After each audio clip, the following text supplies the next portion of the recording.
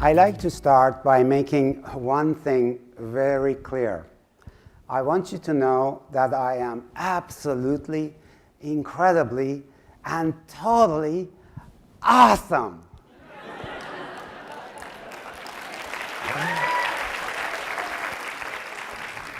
Now, before you start thinking that I have a problem with humility, which I don't,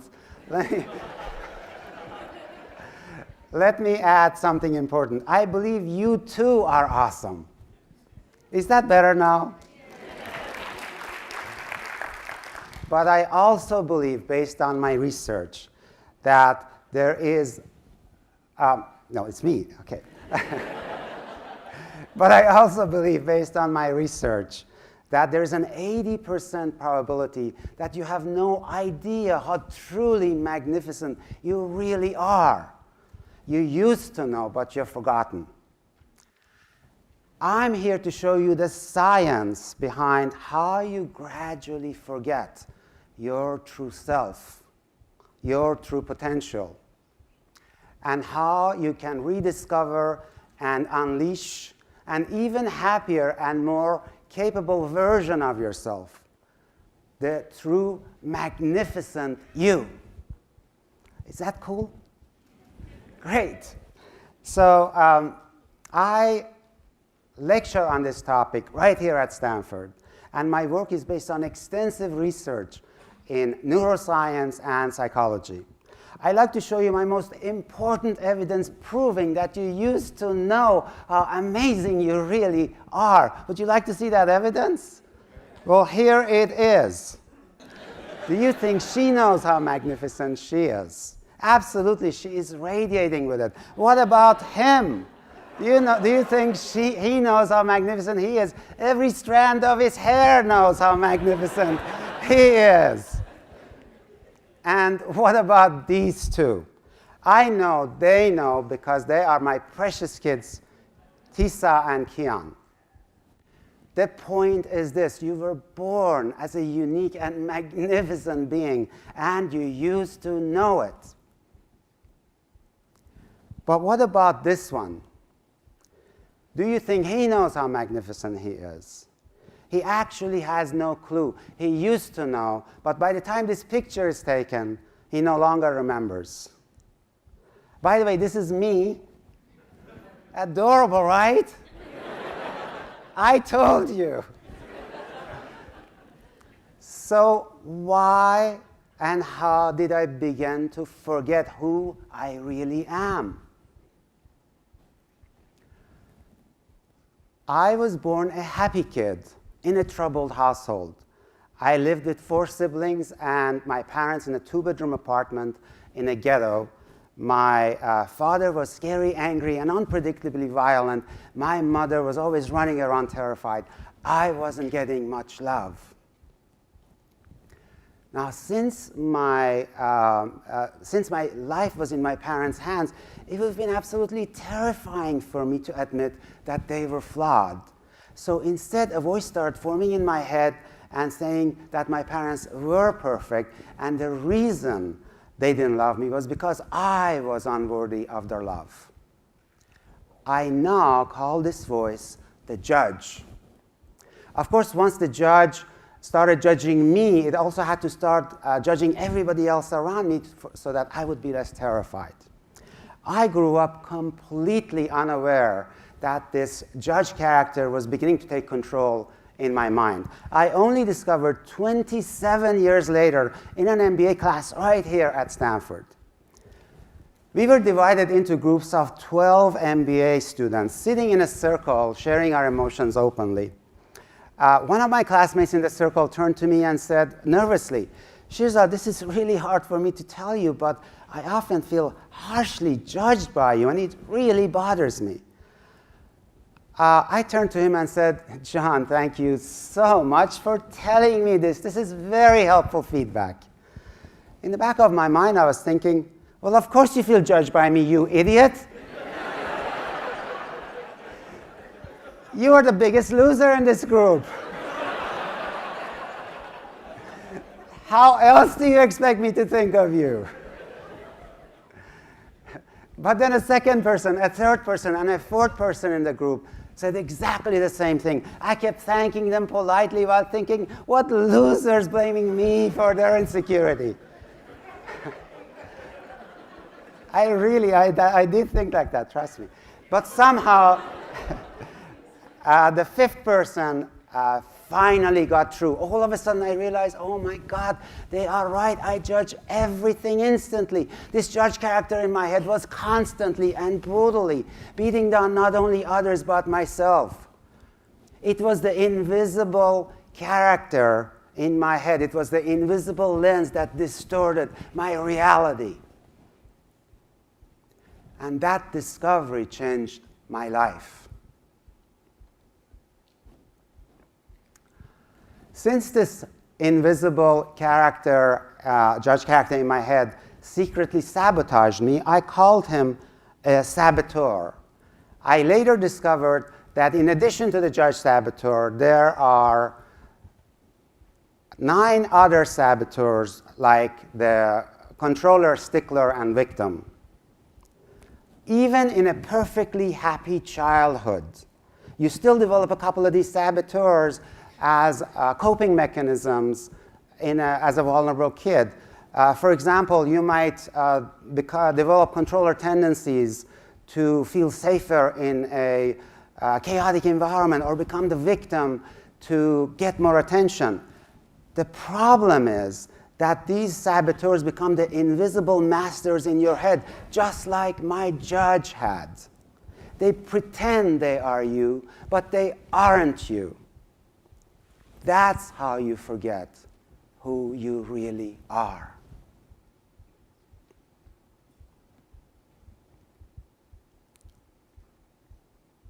A war is constantly raging inside your head between your saboteurs and your original true self, whom I call your sage. These are based on entirely different regions of your brain. Your saboteurs are based on the survival brain region, which is made up mostly of the brainstem, limbic system, and parts of the left brain. Your sage is based on the positive intelligence brain, which is made up mostly of the middle prefrontal cortex, ACC insular cortex, and parts of the right brain. Here is a fascinating insight and clue to your happiness. Look at this. The survival brain region and its saboteurs are neurochemically wired to feel stress and unhappiness. They just can't help themselves. If you want to feel consistently happier, you must learn to strengthen your sage and weaken your saboteurs. It's just a matter of neurochemical science. One of the things that I can guarantee you based on my experience is that you can achieve all the great wealth and success in the world and still feel deeply unhappy because of your saboteurs. I once ran a leadership development seminar for more than 100 CEOs and presidents who were all extremely successful and looked perfectly happy on the outside. I told them, look, I have coached too many successful CEOs and billionaires to be still fooled by your facade of confidence and happiness. So I asked them to anonymously write on an index card one secret they never shared about how they really felt inside. With their permission, I'd like to read some of those cards. I am terrified of failing as the leader of my business. I am rarely at peace with myself. I fear dying of an early age from overwork and stress. I am feeling very sad and lonely, and the antidepressants I'm on don't seem to be helping. I battle with constantly ranking and judging everyone around me.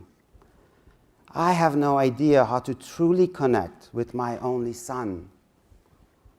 My air of confidence is false. I am self-destructive and I don't know why. I don't love myself very much. I lack strength in resisting temptations and desires. I often feel like I'm a fraud. I worry my materialism is hurting my children. I have been abusing drugs and alcohol to deal with stress. I wish I could run away for 1 year, just be alone. And finally, I'm afraid of ending up like my father, who is unloved and will die alone.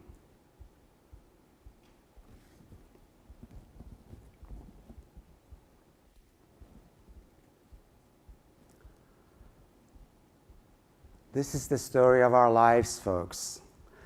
I have worked with people ranging from these CEOs to people on the manufacturing floor without high school diplomas. Regardless of our level of wealth or success, these saboteurs are still there tormenting us. I used to think I was particularly broken and screwed up. What a relief to discover that we are all screwed up by our saboteurs. So who are these saboteurs? In my research, I have classified the saboteurs based on their motivation for independence, acceptance, or security, and their style of assert, earn, or avoid. This grid shows the gang of 9 saboteurs. They are controller, hyperachiever, restless, stickler, pleaser, hypervigilant, and avoider, victim, hyper-rational. What a cast of characters. Everyone has the master judge saboteur in addition to at least one from this gang of 9. Now, before you are able to weaken these saboteurs, you need to be able to catch them in your head red-handed.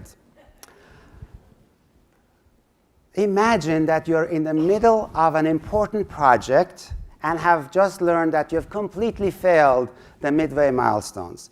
Here is how some of your saboteurs in your head might be talking. Judge. Oh, I'm a loser, just a stupid loser. Everything will start crashing down now. Controller. But my way is always the right way. Someone else must have screwed up. Victim. Oh, they did it to me again. Just watch, that next lightning will be striking right here. Ow, that hurt. Stickler. I knew it. That report cover used the wrong shade of blue. Avoider. Oh, there's still plenty of time. I wonder where I should go for lunch. Hypervigilant. That's me tearing my hair out, if I still had any. And so on with the other 5 saboteurs. Now, once you catch a saboteur in your mind, what you want to do is just label that thought as saboteur and let it go. Instead of trusting it or pursuing it, just notice the difference between me saying, I will fail tomorrow, versus my pesky judge saboteur says I'll fail tomorrow. You feel the difference? You weaken your saboteurs by exposing and labeling them. Now, how would your sage respond in the same exact scenario? One of the most brilliant things about your sage is the sage perspective. Every outcome or circumstance can be turned into an opportunity. So you ask, how do I turn my failure in this project into an opportunity? This perspective changes everything. With this perspective, you keep your positive intelligence brain activated, which gives you access to 5 great sage powers. Empathize. Your sage knows that beating yourself down when you're already down is absolutely insane.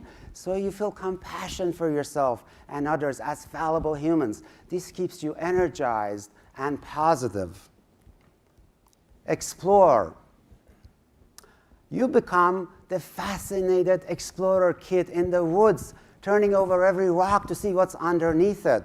You become fascinated to discover all the factors contributing to your project's failure. You discover things you couldn't have seen if you were upset or defensive.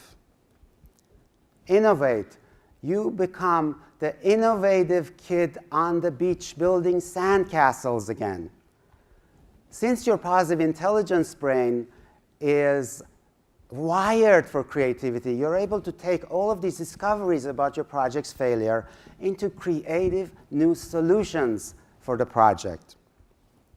And in the interest of time, you would then navigate by choosing a direction and move into fearless, bold action.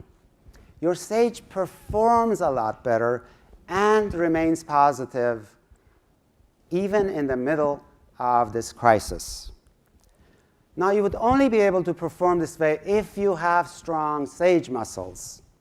Functional MRI of the brain shows that one technique to build powerful sage muscles is to shift your attention to one physical sensation for 10 seconds, a few times every hour, a few reps an hour. This leads to some surprising recommendations. For example, if you want to perform better in your job, then really, really taste that bite of your crunchy apple.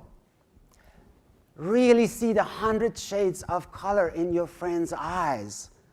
Or hug your loved one so attentively that you feel her heartbeat.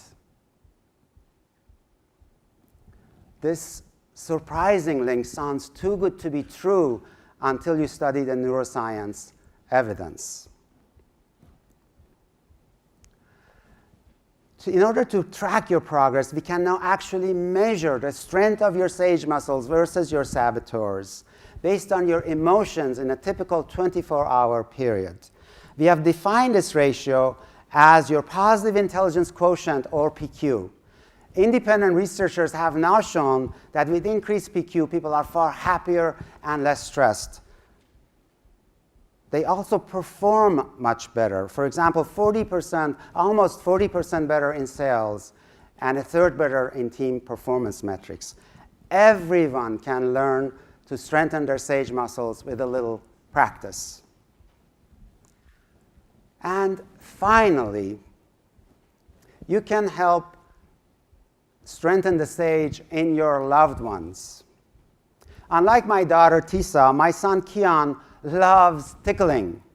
So I have invented a game with him where I start tickling him and stop only if he gives me all the right answers.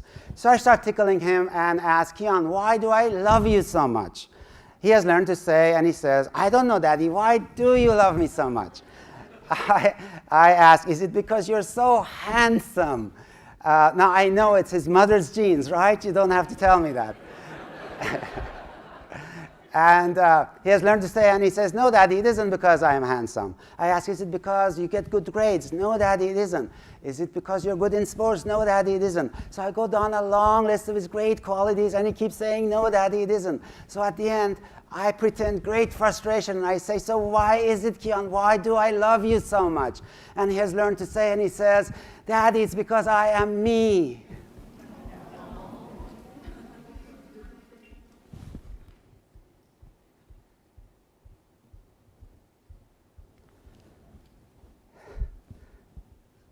Daddy, it's because I am me. His beautiful true self, his sage. What about you? What would life be like if you fully reclaimed your beautiful true self, your sage? What would be the gift of that to you, to your loved ones, to our world? what would become possible then? You are a special, unique, and magnificent being. It's time for you to remember. Thank you. Thank you. Thank you.